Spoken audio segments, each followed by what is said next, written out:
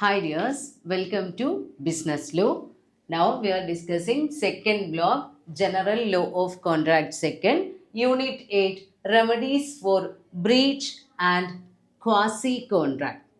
കഴിഞ്ഞ ചാപ്റ്ററുകളിൽ എന്താണ് ഒരു എഗ്രിമെൻറ്റ്, എന്താണ് ഒരു കോൺട്രാക്റ്റ്, കോൺട്രാക്റ്റിൻ്റെ ഫീച്ചേഴ്സ് എന്തൊക്കെയാണ്, അതുപോലെ തന്നെ കോൺട്രാക്റ്റിൻ്റെ പെർഫോമൻസ് അത്രയും നമ്മൾ നോക്കിക്കഴിഞ്ഞതാണ്. അപ്പോൾ ഈ യൂണിറ്റിൽ നമ്മൾ നോക്കുന്നത് ബ്രീച്ച്, റെമഡീസ് ഫോർ ബ്രീച്ച് എന്താണ് എന്നുള്ളത് നമ്മൾ കഴിഞ്ഞ ചാപ്റ്ററിൽ നോക്കിയതാണ്. അപ്പോൾ അങ്ങനെ ഒരു ബ്രീച്ച് ഓഫ് കോൺട്രാക്റ്റ് വരികയാണെങ്കിൽ അതിനുള്ള പരിഹാരങ്ങൾ എന്തൊക്കെയാണ്, remedies for breach. So Indian contract act section 2 subsection ഇയിലാണ് എഗ്രിമെൻ്റ് എന്താണ് എന്നുള്ളത് എക്സ്പ്ലെയിൻ ചെയ്തിട്ടുള്ളത്. According to that section agreement include reciprocal promises. ഒരു എഗ്രിമെൻ്റ് എന്ന് പറയുമ്പോൾ അവിടെ റെസിപ്രോക്കൽ പ്രോമിസുകൾ വരുന്നുണ്ട്. അതായത് ഒരു പ്രോമിസിന് പകരമായി വേറൊരു പ്രോമിസ്, രണ്ടുപേരും ആരൊക്കെയാണോ ആ എഗ്രിമെൻറ്റിലെ പാർട്ടീസ് ആയിട്ടുള്ളത് ആ രണ്ടുപേരും പരസ്പരം അങ്ങോട്ടും ഇങ്ങോട്ടും എന്തെങ്കിലും പ്രോമിസുകൾ കൈമാറ്റം ചെയ്തിട്ടുണ്ടാവും. Either for to do something or for not to do something. ഒന്നുകിൽ ഒരു വ്യക്തിക്ക് എന്തെങ്കിലും ഒരു കാര്യം ചെയ്യാം എന്ന് പറഞ്ഞിട്ടുള്ള വാഗ്ദാനമായിരിക്കും കൊടുത്തിട്ടുണ്ടാവുക, അതല്ലെങ്കിൽ ചെയ്യുന്നില്ല എന്നുള്ളതായിരിക്കും. അപ്പോൾ ആ ചെയ്യാമെന്നോ ചെയ്യുന്നില്ല എന്ന് പറഞ്ഞുകൊണ്ടോ നമ്മൾ അങ്ങോട്ടും ഇങ്ങോട്ടും എന്തെങ്കിലും ഒരു കാര്യം പ്രോമിസ് ചെയ്യുന്നു. And if any party fails to do such promise, it is known as breach of contract. അപ്പോൾ ഈ കാര്യം നമ്മൾ എന്താണോ പ്രോമിസ് ചെയ്തിട്ടുള്ളത് ആ കാര്യം നമ്മൾ പെർഫോം ചെയ്യണം. പക്ഷേ ആ പെർഫോം ചെയ്യേണ്ട സമയത്തോ അല്ലെങ്കിൽ അതിന് മുന്നേ ആയിട്ടോ ഈ എഗ്രിമെൻറ്റിലുള്ള ഏതെങ്കിലും ഒരു പാർട്ടി അവർ ഏറ്റെടുത്തിട്ടുള്ള കാര്യം ചെയ്യില്ല എന്ന് പറയുകയാണെങ്കിൽ, അല്ലെങ്കിൽ അതിൽ നിന്ന് പിന്മാറുകയാണെങ്കിൽ, അല്ലെങ്കിൽ ആ കാര്യം പെർഫോം ചെയ്യുന്നതിൽ അവർ പരാജയപ്പെടുകയാണെങ്കിൽ അത്തരം സാഹചര്യത്തിനെയാണ് നമ്മൾ എന്ത് പറയുന്നത്, ബ്രീച്ച് ഓഫ് കോൺട്രാക്റ്റ് എന്ന് പറയുന്നത്. വാഗ്ദാന ലംഘനം. നമ്മൾ ആ പ്രോമിസ് ചെയ്ത കാര്യം നമുക്ക് ചെയ്യാൻ പറ്റാതെ വരുന്നു. അപ്പോൾ അങ്ങനെ ഒരു ബ്രീച്ച് ഓഫ് കോൺട്രാക്റ്റ് സംഭവിച്ചു കഴിഞ്ഞാൽ ആ കോൺട്രാക്റ്റിൻ്റെ പെർഫോമൻസിനെയാണ് അത് തടസ്സപ്പെടുത്തുന്നത്. ഏതെങ്കിലും ഒരു വ്യക്തിക്ക് കിട്ടിയിട്ടുള്ള ഒരു വാഗ്ദാനം അവിടെ നിരസിക്കപ്പെടുന്നു. ആ വ്യക്തിക്ക് അതിൽ എന്തെങ്കിലും അസംതൃപ്തി ഉണ്ടായിരിക്കാം, ചില സമയത്ത് എന്തെങ്കിലും നഷ്ടങ്ങൾ സംഭവിച്ചേക്കാം. അങ്ങനെ എന്തു തന്നെ ആയാലും ആ കോൺട്രാക്റ്റിൻ്റെ എക്സിസ്റ്റൻസിനെ ബാധിക്കുന്ന കാര്യമാണ് ഈ ബ്രീച്ച് ഓഫ് കോൺട്രാക്റ്റ് എന്ന് പറയുന്നത്. ഇന്ത്യൻ കോൺട്രാക്ട് ആക്ടിൻ്റെ വ്യൂ അനുസരിച്ച് breach of contract may be 2 types. 2 തരത്തിൽ ബ്രീച്ച് വരാം. ഒന്ന് anticipatory breach, second one actual breach. Anticipatory breach means repudiation of a contract before the time of performance is due.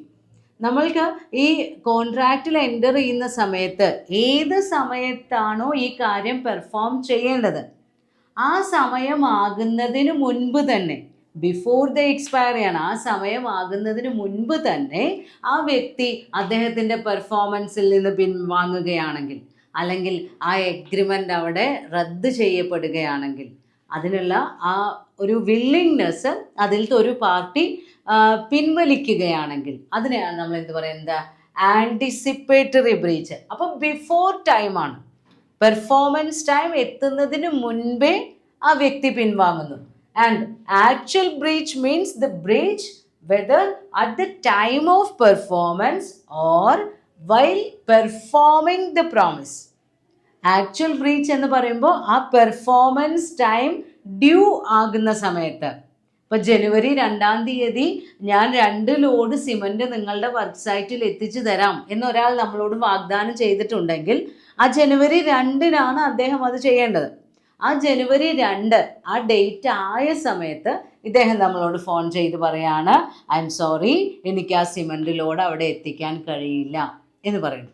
അപ്പോൾ at the ടൈമിലാണ്, ആ performance ചെയ്യേണ്ട സമയം due ആകുന്ന സമയത്ത് ബ്രീച്ച് നടത്തുന്നു. അതുമല്ലെങ്കിൽ പെർഫോം ചെയ്തുകൊണ്ടിരിക്കുമ്പോൾ സപ്ലൈ, ഇപ്പോൾ നമ്മൾക്ക് ഒരാൾ എന്തെങ്കിലും ഒരു പ്രോഡക്റ്റ് 100 ചെയറുകൾ സപ്ലൈ ചെയ്യാമെന്ന് പറഞ്ഞു. അദ്ദേഹം രാവിലെ മുതൽ നമ്മൾക്ക് ആ ചെയർ കൊണ്ടുവന്ന് തരികയാണ്. ഒരു 40 ചെയർ കൊണ്ടുവന്നതിന് ശേഷം അദ്ദേഹം പറയാണ്, ഐ എം സോറി, ഞാൻ ഈ എഗ്രിമെൻറ്റിൽ നിന്ന് പിന്മാറുന്നു. അപ്പോൾ പെർഫോം ചെയ്തുകൊണ്ടിരിക്കുമ്പോൾ ആ 2 രീതിയിൽ വരുന്ന ബ്രീച്ചാണ് ആക്ച്വൽ ബ്രീച്ച്. അപ്പോൾ ആൻറ്റിസിപ്പേറ്ററി ബ്രീച്ചുമുണ്ട്, ആക്ച്വൽ ബ്രീച്ചുമുണ്ട്. ആൻറ്റിസിപ്പേറ്ററി ബ്രീച്ച് നമ്മൾ പറഞ്ഞു മുന്നേ കൂട്ടി ചെയ്യുന്നതാണ്. അപ്പോൾ സെക്ഷൻ 39 ആൻറ്റിസിപ്പേറ്ററി ബ്രീച്ച് ഏത് രീതിയിലാണ് വരുന്നത് എന്ന് എക്സ്പ്ലെയിൻ ചെയ്തിട്ടുള്ളത്. അതായത് when a party refused to perform a contract, ഒരു വ്യക്തി എന്ത് ചെയ്യാണ്, അദ്ദേഹം എൻഗേജ്ഡ് ആയിട്ടുള്ള ആ കോൺട്രാക്ട് പെർഫോം ചെയ്യുന്നതിൽ നിന്ന് പിൻവലിയാണ്, റെഫ്യൂസ് ചെയ്യാണ്, അത് ചെയ്യുന്ന കാര്യം ചെയ്യില്ല അല്ലെങ്കിൽ നിരസിക്കുകയാണ്. Or disabled himself from performing his promise, അതല്ലെങ്കിൽ എന്തായിരിക്കാം, അദ്ദേഹത്തിന് ആ ഡ്യൂട്ടി ചെയ്യാൻ കഴിയാതെ വരുന്ന ഒരു സാഹചര്യമായിരിക്കാം. അങ്ങനെ നമ്മുടെ കോൺട്രാക്റ്റിന് ഒരു എൻഡ് വരികയാണെങ്കിൽ അതിനെയാണ് നമ്മൾ എന്ത് പറയുന്നത്, ആൻറ്റിസിപ്പേറ്ററി ബ്രീച്ച് എന്ന് പറയുന്നത് സെക്ഷൻ 39 പ്രകാരം. എക്സാമ്പിൾ ആയിട്ട് പറഞ്ഞിട്ടുള്ളത് നോക്കി നോക്കൂ. A contracts to marry B. A എന്ന് പറയുന്ന ആള് ബിയോട് പറയാണ് ഞാൻ നിന്നെ കല്യാണം കഴിക്കാട്ടോ എന്ന് പറഞ്ഞിട്ട് ഒരു പ്രോമിസ് കൊടുത്തു. പക്ഷേ ഇവരുടെ കല്യാണം തീരുമാനിച്ച ഡേറ്റ് ഇപ്പോൾ ഓഗസ്റ്റ് 27 എയുടെയും ബിയുടെയും കല്യാണം തീരുമാനിച്ചതെന്ന് വിചാരിക്കാം. ഓഗസ്റ്റ് 1 പോയിട്ട് ഇയാൾ എന്ത് ചെയ്യാണ്, ഹി മാരീസ് സി. ഇവരുടെ കല്യാണ ഡേറ്റ് ആവണേൻ്റെ മുന്നേ എ പോയിട്ട് സി എന്ന് പറയുന്ന ആളെ കല്യാണം കഴിച്ചു. അപ്പോൾ എ എന്ത് ചെയ്തു, ബിയോടുള്ള കോൺട്രാക്റ്റിൽ ആൻറ്റിസിപ്പേറ്ററി ബ്രീച്ചാണ്. ഓഗസ്റ്റ് 27 കല്യാണ ഡേറ്റ് ആകുന്നതിന് മുൻപേ തന്നെ അദ്ദേഹം ആ വാഗ്ദാനത്തിൽ നിന്ന് പിന്മാറി. കാരണം അവിടെ ഇമ്പോസിബിലിറ്റി വന്നു. വേറൊരു വ്യക്തിയെ വിവാഹം കഴിച്ച സ്ഥിതിക്ക് എക്ക് വീണ്ടും ബിയെ വിവാഹം കഴിക്കാൻ പറ്റില്ല ആ ഡേറ്റിൽ. ഇനി അതേപോലെ A contracts to supply B with certain articles on 1 August. August 1 കുറച്ച് ഗുഡ്സ് സപ്ലൈ ചെയ്യാമെന്ന് പറഞ്ഞിരുന്നു. പക്ഷെ ജൂലൈ 20 ആയപ്പോൾ തന്നെ എ പറയാണ് he will not be able to supply the goods, എനിക്കത് ഓഗസ്റ്റിൽ അത് സപ്ലൈ ചെയ്യാൻ കഴിയില്ല കേട്ടോ എന്ന് മുൻകൂട്ടി പറയുന്നു. ആ 2 തരത്തിൽ വരുന്ന ബ്രീച്ചുകളാണ് ആൻറ്റിസിപ്പേറ്ററി ബ്രീച്ചിൽ വരുന്നത്. പിന്നെ അതേപോലെ തന്നെ ഇങ്ങനെയുള്ള കേസുകൾ വരുമ്പോൾ നമ്മുടെ പ്രോമിസിക്കാണ് ഇവിടെ നഷ്ടം സംഭവിക്കുന്നത്. ആരാണോ ഇപ്പോൾ എ ബിയോട് പ്രോമിസ് ചെയ്തു, എ ആണ് ആ ഡേറ്റ് ആകുന്നതിന് മുന്നേ അതിൽ നിന്ന് പിന്മാറുന്നത്. അപ്പോൾ പ്രോമിസിക്ക് 2 ഓപ്ഷൻസ് ഉണ്ട്. സെക്ഷൻ 39 അതിനെക്കുറിച്ച് പറയുന്നത്. ഏതെങ്കിലും ഒരു പ്രോമിസർ ആൻറ്റിസിപ്പേറ്ററി ബ്രീച്ച് നടത്തുകയാണെങ്കിൽ പ്രോമിസിക്ക് 2 ഓപ്ഷൻസ് സ്വീകരിക്കാം. ഒന്നുകിൽ ഇദ്ദേഹത്തിന് ആ കോൺട്രാക്റ്റ് ക്യാൻസൽ ചെയ്യാം, റിസൈൻ ദ കോൺട്രാക്ട്, ആ കോൺട്രാക്റ്റ് ക്യാൻസൽ ചെയ്യാം. അതല്ലെങ്കിൽ ക്യാൻസൽ ചെയ്യാന്ന് പറയുന്നത് എന്നാണോ ബ്രീച്ച് സംഭവിച്ചത് ആ ദിവസം തന്നെ ക്യാൻസൽ ചെയ്യാം. Or he can wait to the due date, അയാൾക്ക് എന്ത് ചെയ്യാം, ഡ്യൂ ഡേറ്റ് ആകുന്നത് വരെ വെയിറ്റ് ചെയ്യാം, എന്നിട്ട് ഡ്യൂ ഡേറ്റിൻ്റെ അന്ന് കോൺട്രാക്റ്റ് ക്യാൻസൽ ചെയ്യാം. ആ 2 രീതിയിലും ക്യാൻസലേഷൻ നടത്താമെന്നാണ് സെക്ഷൻ 39 പറയുന്നത്. അതേപോലെ തന്നെ ആൻറ്റിസിപ്പേറ്ററി ബ്രീച്ച് ആണ് ഒരു കോൺട്രാക്റ്റിൽ സംഭവിക്കുന്നത് എങ്കിൽ ഈ പ്രോമിസിക്ക് സമ്മതമാണെങ്കിൽ അദ്ദേഹത്തിന് ഈ കോൺട്രാക്റ്റ് കണ്ടിന്യൂ ചെയ്യാം. അതായത് പ്രോമിസർ ഒരു വാഗ്ദാന ലംഘനം നടത്തി എങ്കിൽ കൂടി അത് സാരമില്ല എന്നുള്ള രീതിയിൽ അഡ്ജസ്റ്റ് ചെയ്തുകൊണ്ട് പ്രോമിസിക്ക് സമ്മതമാണെങ്കിൽ ആ കോൺട്രാക്റ്റ് കണ്ടിന്യൂ ചെയ്യുകയും ചെയ്യാം. ഇതിലൊരു എക്സാമ്പിൾ പറയുന്നുണ്ട്. ഒരു സിംഗർ, ഒരു പാട്ടുകാരൻ ഒരു തിയേറ്റർ ഉടമയോട് പറയാണ് നിങ്ങളുടെ തിയേറ്ററിൽ ഞാൻ 2 മാസം തുടർച്ചയായി 8 ആഴ്ചകൾ വന്ന് പാട്ടുപാടാം എന്ന് പറഞ്ഞു. അതിൽ 7 ആഴ്ചയും അദ്ദേഹം വന്ന് പാട്ടുപാടി, 8ാമത്തെ ആഴ്ച അദ്ദേഹം വന്നില്ല. ഓരോ ശനിയാഴ്ചകളിലുമാണ് വരുന്നത്. അപ്പോൾ 8ാമത്തെ ശനിയാഴ്ച വന്നില്ല. അപ്പോൾ ഒന്നുകിൽ മാനേജർക്ക് വേണമെങ്കിൽ ഇയാളുമായിട്ടുള്ള കോൺട്രാക്റ്റ് ആ സാറ്റർഡേയിൽ കട്ട് ചെയ്യാം. അതല്ലെങ്കിൽ ഈ ആഴ്ച വന്നിട്ടില്ലെങ്കിൽ കുഴപ്പമില്ല, നിങ്ങൾ അടുത്ത ആഴ്ച വന്ന് പാട്ട് പാടിക്കോളൂ എന്ന് പറഞ്ഞ് ആ എഗ്രിമെൻറ്റ് കണ്ടിന്യൂ ചെയ്യുകയും ചെയ്യാം. അതെല്ലാം പ്രോമിസിയുടെ ഓപ്ഷനാണ്. ഇപ്പോൾ സെക്ഷൻ 39 പറഞ്ഞു ഒന്നുകിൽ നമ്മൾക്ക് എന്ത് ചെയ്യാം, റിസൈൻ ദ കോൺട്രാക്റ്റ്, ക്യാൻസൽ ചെയ്യാം.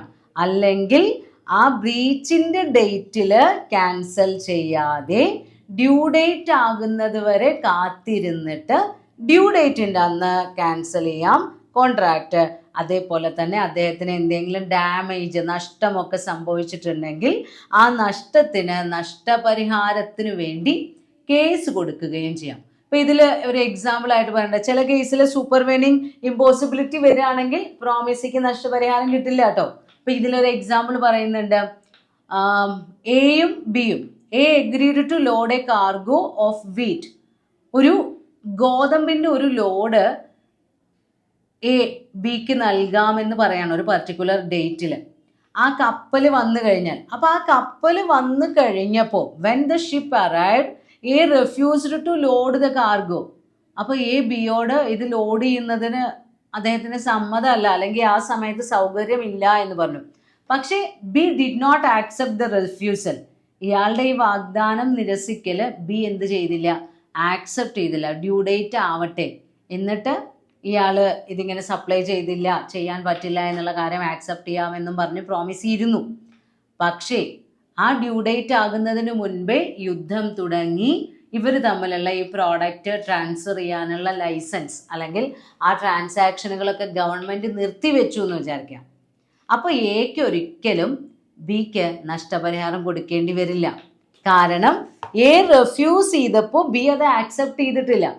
പക്ഷെ ഡ്യൂ ഡേറ്റ് ആയപ്പോൾ അവിടെ എന്തായി, ആ കോൺട്രാക്റ്റ് പെർഫോം ചെയ്യൽ ഇമ്പോസിബിൾ ആയി മാറി. അത് എയുടെ കുറ്റം കൊണ്ടല്ല, യുദ്ധം പൊട്ടിപ്പുറപ്പെട്ടത് കൊണ്ടാണ്. അതുകൊണ്ട് തന്നെ പ്രോമിസിക്ക് ഡാമേജിനുള്ള അർഹത അവിടെ നഷ്ടപ്പെടും. അപ്പോൾ പ്രോമിസിക്ക് 2 ഓപ്ഷൻ ഉണ്ട് നമ്മൾ പറഞ്ഞു. ഒന്നുകിൽ ബ്രീച്ച് ഡേറ്റിൽ തന്നെ ക്യാൻസൽ ചെയ്യാം, ഇയാളുടെ റെഫ്യൂസൽ ആക്സെപ്റ്റ് ചെയ്യാം. അതല്ലെങ്കിൽ ഡ്യൂ ഡേറ്റ് വരെ വെയിറ്റ് ചെയ്തിട്ട് ഡ്യൂ ഡേറ്റിൻ്റെ അന്ന് ക്യാൻസൽ ചെയ്യാം. പക്ഷേ ചില സാഹചര്യങ്ങളിൽ ഡ്യൂ ഡേറ്റ് വരെ കാത്തിരുന്നാൽ പ്രോമിസിക്ക് ബെനിഫിറ്റ് ഉണ്ടാവാറുണ്ട്. കാരണം ഇപ്പോൾ ഒരു പ്രൊഡക്റ്റ്, രണ്ടാമത്തെ എക്സാമ്പിളിൽ പറയുന്നുണ്ട്, എമൗണ്ട് ഓഫ് ഡാമേജസ് ക്ലെയിമബിൾ ഷാൾ വാരി ഇൻ 2 കേസസ്. അതായത് ബ്രീച്ച് ഡേറ്റിൽ തന്നെ ഇപ്പോൾ എ എന്നും ബി എന്നും പറയുന്ന ഒരാൾ, എ എന്ന് പറയുന്ന ആള് 10 കിലോ ഏതെങ്കിലും ഒരു ഗ്രെയിൻ ബിക്ക് കൊടുക്കാമെന്ന് പറഞ്ഞു. ആ സമയത്ത് അതിൻ്റെ 1 കിലോയുടെ വില 50 രൂപയായിരുന്നു എന്ന് വിചാരിക്കാം. 50 രൂപയായിരുന്നു എഗ്രിമെൻ്റ് നമ്മൾ സൈൻ ചെയ്ത സമയത്ത് ഉണ്ടായിരുന്ന വില. അപ്പോൾ എന്താണോ മാർക്കറ്റ് പ്രൈസ് ആ പ്രൈസിൽ കൊടുക്കാമെന്നായിരുന്നു പറഞ്ഞിരുന്നത്. എന്നിട്ട് ഇയാൾ പറഞ്ഞു, എഗ്രിമെൻറ്റിലൊക്കെ എൻ്റർ ചെയ്തു, പക്ഷെ ഡ്യൂ ഡേറ്റ് ആകുന്നതിന് മുൻപേ അയാൾ പിന്മാറി, പ്രോമിസർ പിന്മാറി. ബി അത് ആക്സെപ്റ്റ് ചെയ്തു. ഇയാൾ എന്നാണോ ബ്രീച്ച് ചെയ്തത് അന്ന് ആക്സെപ്റ്റ് ചെയ്തു. അന്ന് മാർക്കറ്റിൽ ഇതിന് 1 കിലോയ്ക്ക് 60 രൂപയായിരുന്നു പ്രൈസ് എന്ന് വിചാരിക്കാം. അപ്പോൾ ആ 10 രൂപ എക്സ്ട്രാ വരുന്ന, ഇദ്ദേഹത്തിന് വരുന്ന നഷ്ടം ഉണ്ടല്ലോ, ആ എക്സ്ട്രാ വരുന്ന 10 രൂപ റേറ്റിൽ നഷ്ടപരിഹാരം കൊടുത്താൽ മതി. അതേസമയം ഡ്യൂ ഡേറ്റ് വരെ കാത്തിരുന്നു. ഡ്യൂ ഡേറ്റിൻ്റെ അന്ന് 80 രൂപയാണ് മാർക്കറ്റ് പ്രൈസ് എന്ന് വിചാരിക്കാം. അപ്പോൾ ആ വില തമ്മിലുള്ള വ്യത്യാസം നോക്കി നോക്കൂ, 50ഉം 80ഉം 30 രൂപ വ്യത്യാസം വന്നു. ആ 30 രൂപ പെർ kg വെച്ചുകൊണ്ട് നഷ്ടപരിഹാരം കൊടുക്കേണ്ടി വരും. അപ്പോൾ ചില സാഹചര്യങ്ങളിൽ ഡ്യൂ ഡേറ്റ് വരെ കാത്തിരുന്നാൽ പ്രോമിസിക്ക് കോമ്പൻസേഷൻ്റെ എമൗണ്ട് കൂടും. പക്ഷേ സൂപ്പർവെനിങ് ഇമ്പോസിബിലിറ്റി അതിൻ്റെ ഇടയിൽ വരികയാണെങ്കിൽ, ഇപ്പോൾ നമ്മൾ ഷിപ്പിൻ്റെ കാര്യം പറഞ്ഞില്ലേ, യുദ്ധം പൊട്ടിപ്പുറപ്പെട്ടത് കാരണം ഗുഡ്സ് സപ്ലൈ ചെയ്യാൻ കഴിയാത്ത സാഹചര്യം വന്നു.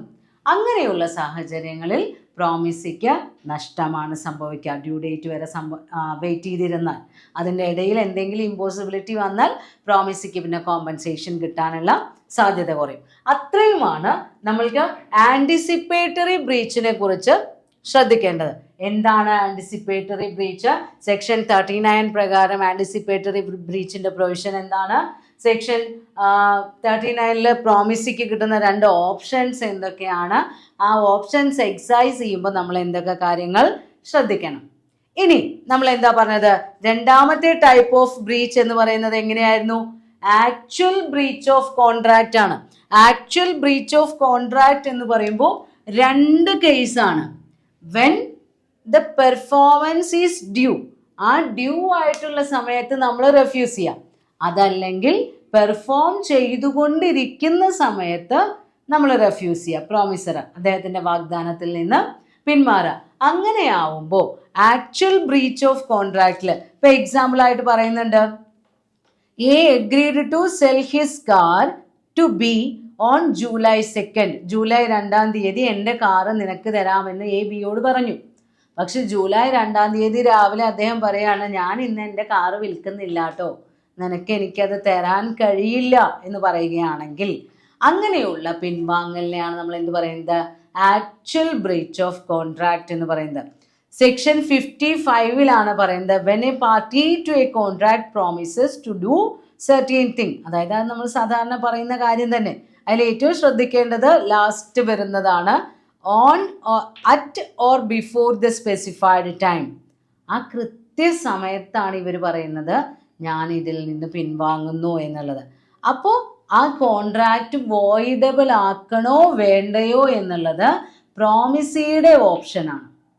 പ്രോമിസിക്ക് തീരുമാനിക്കാം അതിന് എന്ത് നടപടിയെടുക്കണം. വേണമെങ്കിൽ കോൺട്രാക്റ്റ് വോയിഡബിൾ കോൺട്രാക്റ്റ് എന്ന് പറഞ്ഞുകൊണ്ട് ക്യാൻസൽ ചെയ്യാം, അല്ലെങ്കിൽ അദ്ദേഹത്തിന് കോമ്പൻസേഷന് വേണ്ടി കേസ് കൊടുക്കാം, ആവശ്യപ്പെടാം, കോമ്പൻസേഷന് വേണ്ടി ആവശ്യപ്പെടാം. അതുമല്ലെങ്കിൽ ഈ കോൺട്രാക്ട് നമ്മുടെ പ്രോമിസർക്ക് ഒരവസരം കൂടെ കൊടുത്തുകൊണ്ട് എന്ത് ചെയ്യാം, ആ കോൺട്രാക്ട് കണ്ടിന്യൂ ചെയ്യാം. നമ്മൾ പറഞ്ഞില്ലേ, ആ സിംഗറുടെ കേസിൽ പറഞ്ഞില്ലേ, 8 ആഴ്ചകൾ തുടർച്ചയായി ഒരു തിയേറ്ററിൽ വന്ന് പാട്ട് പാടാമെന്ന് പറഞ്ഞു, 7 ആഴ്ചയും വന്നു, 8ാമത്തെ ആഴ്ച വന്നില്ല. അപ്പോൾ വേണമെങ്കിൽ ആ കോൺട്രാക്റ്റിൽ നിന്ന് പ്രോമിസിക്ക് പിന്മാറാം. അതല്ലെങ്കിൽ എന്ത് ചെയ്യാം, ഈ കോൺട്രാക്റ്റ് കണ്ടിന്യൂ ചെയ്യാം. അപ്പോൾ കോൺട്രാക്റ്റിൽ നിന്ന് പിന്മാറുകയാണെങ്കിൽ അദ്ദേഹത്തിന് സംഭവിച്ച നഷ്ടത്തിന് വേണ്ടി കേസ് കൊടുക്കാം, അല്ലെങ്കിൽ ഹി ക്യാൻ ക്ലെയിം ഫോർ കോമ്പൻസേഷന് വേണ്ടി വാദിക്കാം. അപ്പോൾ ഈ actual breach of contract perform ചെയ്തുകൊണ്ടിരിക്കുമ്പോഴാണെന്ന് വിചാരിക്കാം. ആദ്യം പറഞ്ഞത് ആ സമയമാവുമ്പോൾ 2-ാം തീയതി രാവിലെ തന്നെ, അതല്ലെങ്കിൽ രണ്ടാമത്തേതാ, ഇപ്പം ഇതിലൊരു റെയിൽവേ കമ്പനിയുടെ കേസ് പറയുന്നുണ്ട്. A contracted with railway company to supply it certain quantity of railway chairs at a certain price. ഒരാൾ റെയിൽവേ കമ്പനിയുമായിട്ട് ഒരു കരാറിൽ ഏർപ്പെടുകയാണ്, എത്രയോ ചെയറുകൾ എത്രയോ രൂപയ്ക്ക് അവർ തമ്മിലൊരു ഇടപാട് കൈമാറ്റം ചെയ്യാമെന്നുള്ളത്. പക്ഷേ ആ ഡെലിവറി ഇൻസ്റ്റാൾമെൻറ്റ്സ് ആയിട്ടാണ് ചെയ്യുന്നത്. കുറച്ച് ഇൻസ്റ്റാൾമെൻറ്റ്സ് അയാൾ സപ്ലൈ ചെയ്തു. അതിൻ്റെ ശേഷം റെയിൽവേ കമ്പനി പറയാണ് asked A to deliver no more, ഇനി സപ്ലൈ ചെയ്യേണ്ട എന്ന് പറഞ്ഞു. അപ്പോൾ അങ്ങനെയുള്ള കേസൊക്കെ വരുമ്പോൾ A could sue for breach of contract. ആ എ എന്ന് പറയുന്ന ആൾക്ക് എന്ത് ചെയ്യാം, റെയിൽവേ കമ്പനിയോട് ബ്രീച്ച് ഓഫ് കോൺട്രാക്റ്റിന് എഗെയിൻസ്റ്റ് ആയിട്ടുള്ള കേസ് കൊടുക്കാം. ഇതിൽ പറയുന്നുണ്ട് ആംബർഗേറ്റ് എക്സെട്ര റെയിൽവേ കമ്പനി, ആ കേസിൽ വരുന്നുണ്ട് court versus Ambergate etcetera railway company. അപ്പോൾ ആക്ച്വൽ ബ്രീച്ചുമുണ്ട്, ആൻറ്റിസിപ്പേറ്ററി ബ്രീച്ചുമുണ്ട്. അതിൻ്റെ ശേഷമുള്ള കോൺട്രാക്റ്റിൻ്റെ സ്റ്റാറ്റസ് എന്ന് പറയുന്നത് depends on the option of the promisee.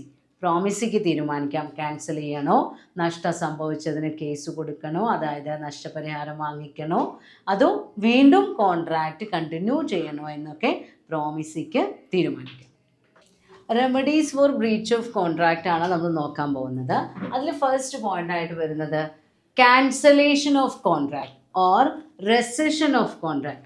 നമ്മൾക്ക് ബ്രീച്ച് എന്ന് പറഞ്ഞാൽ എന്താണെന്ന് നമ്മൾ പറഞ്ഞു കഴിഞ്ഞു. ഒരു കോൺട്രാക്റ്റിൽ പെർഫോം ചെയ്യാമെന്ന് സമ്മതിച്ച ആൾ ആ പെർഫോമൻസ് നിരസിക്കുമ്പോഴാണ് ബ്രീച്ച് ഉണ്ടാകുന്നത്. അപ്പോൾ ആ ബ്രീച്ച് ഓഫ് കോൺട്രാക്റ്റ് വരുമ്പോൾ അവിടെ ബാധിക്കപ്പെടുന്ന ഒരു വ്യക്തിയുണ്ട്, ഒരു എഗ്രീവ്ഡ് പാർട്ടിയുണ്ട്. ആ എഗ്രീവ്ഡ് പാർട്ടിക്ക് എന്തെല്ലാം പരിഹാരങ്ങളാണ് ലഭ്യമായിട്ടുള്ളത്? അതിൽ ഫസ്റ്റ് അവർക്കുള്ള റെമഡിയാണ് rescission of the contract. Rescission of the contract means a right of an aggrieved party against the refusal of performance by one party of an agreement. ഒരു എഗ്രിമെൻറ്റിലെ ഏതെങ്കിലും ഒരു വ്യക്തി അദ്ദേഹത്തിൻ്റെ ഡ്യൂട്ടി പെർഫോം ചെയ്യുന്നത് നിരസിക്കുകയാണെങ്കിൽ അതിനെതിരെ ബാധിക്കപ്പെട്ട വ്യക്തിക്ക് എടുക്കാൻ കഴിയുന്ന ഒരു സ്റ്റെപ്പാണ് അല്ലെങ്കിൽ ഒരു ആക്ഷനാണ് റെസിഷൻ അല്ലെങ്കിൽ cancellation. That means setting aside the contract. ആ കോൺട്രാക്റ്റിൽ നിന്ന് മറ്റൊരു വ്യക്തിയുടെ പെരുമാറ്റം കൊണ്ടാണ് ഇദ്ദേഹത്തിന് പിന്മാറേണ്ടി വരുന്നത്. അതുകൊണ്ട് തന്നെ he can claim four compensation.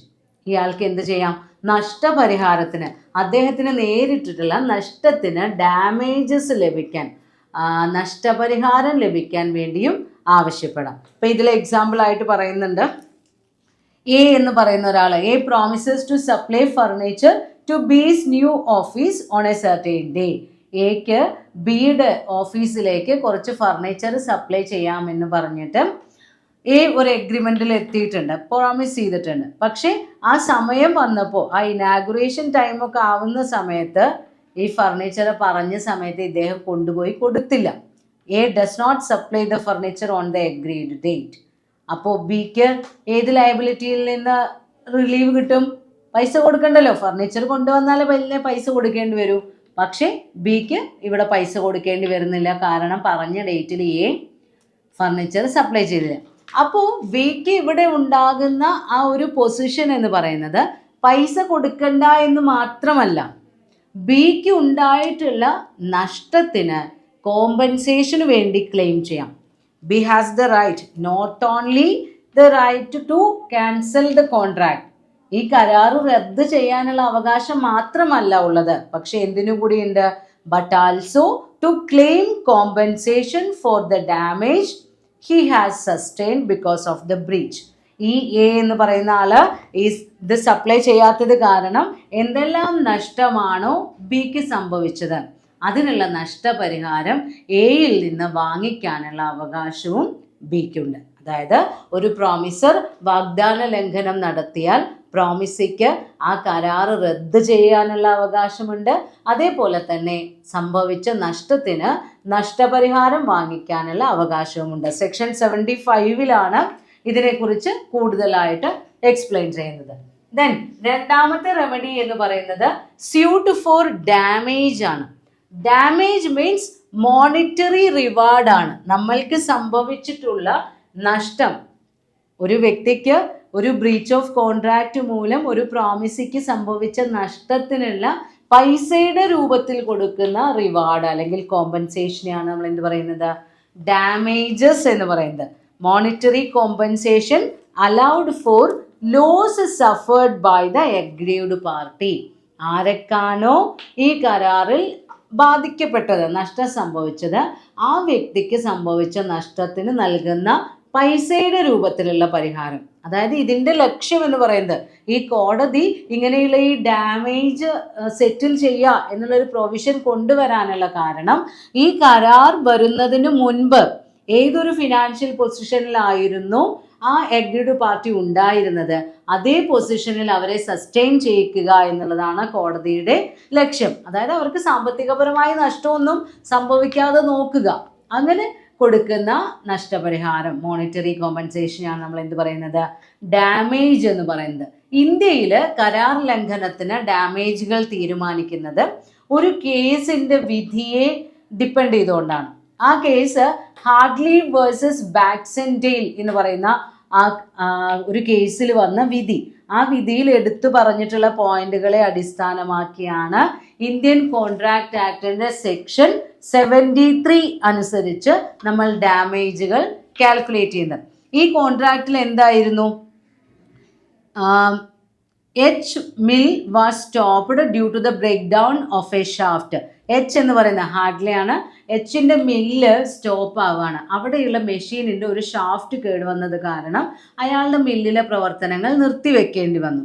അപ്പോൾ ഈ എച്ച് ഇദ്ദേഹത്തിൻ്റെ ഷാഫ്റ്റ് ബി എന്ന് പറയുന്ന നമ്മുടെ ബാക്സെൻഡെയിൽ അദ്ദേഹത്തിൻ്റെ കയ്യിൽ, അയാളൊരു ഈ സാധനങ്ങളൊക്കെ കൊണ്ടുപോകുന്ന ഒരു കോമൺ കാരിയറിൻ്റെ ആളാണ്, അയാളുടെ ഏൽപ്പിച്ചു, ഈ ഷാഫ്റ്റ് ഏൽപ്പിച്ചു. കാരണം ഇതെന്ത് ചെയ്യണം? മാനുഫാക്ചറിൻ്റെ അടുത്ത് കൊണ്ടുപോയി ഇതേപോലെയുള്ള ഒരു ഷാഫ്റ്റ് വാങ്ങിച്ചു വരണം എന്ന് പറഞ്ഞ് നമ്മൾ ബി എ ഏൽപ്പിച്ചു, എച്ച് ബി എ ഏൽപ്പിച്ചു. അപ്പോൾ ഇത് കൊടുക്കുന്ന സമയത്ത് എച്ച് എന്ത് പറഞ്ഞില്ല? നിങ്ങൾ സമയം വൈകിക്കുകയാണെങ്കിൽ ഇത് തിരിച്ചു കൊണ്ടുവരാൻ സമയം വൈകിയാൽ എനിക്ക് നഷ്ടം സംഭവിക്കുമെന്ന് എച്ച് പറഞ്ഞിട്ടില്ല. അപ്പോൾ ബി സാധാരണത്തെ പോലെ ഇയാളുടെ ഷാഫ്റ്റ് വാങ്ങിച്ചുകൊണ്ട് പോയി. എന്നിട്ട് അയാളുടെ എന്തൊക്കെയോ കാര്യങ്ങളൊക്കെ കഴിഞ്ഞ്, ഒരു കോമൺ കാരിയറാണ്, ഇതിനു വേണ്ടി മാത്രം പോയ ആളല്ല, കുറച്ച് ഡിലേ ആയിട്ടാണ് ഷാഫ്റ്റ് തിരിച്ചു കൊണ്ടുവന്ന് കൊടുത്തത്. അതുകൊണ്ട് തന്നെ എച്ചിന് മില്ലിൻ്റെ പ്രവർത്തനങ്ങൾ തടസ്സപ്പെട്ടു, കുറച്ച് നഷ്ടമൊക്കെ ഉണ്ടായി. അയാൾ കേസ് കൊടുത്തു.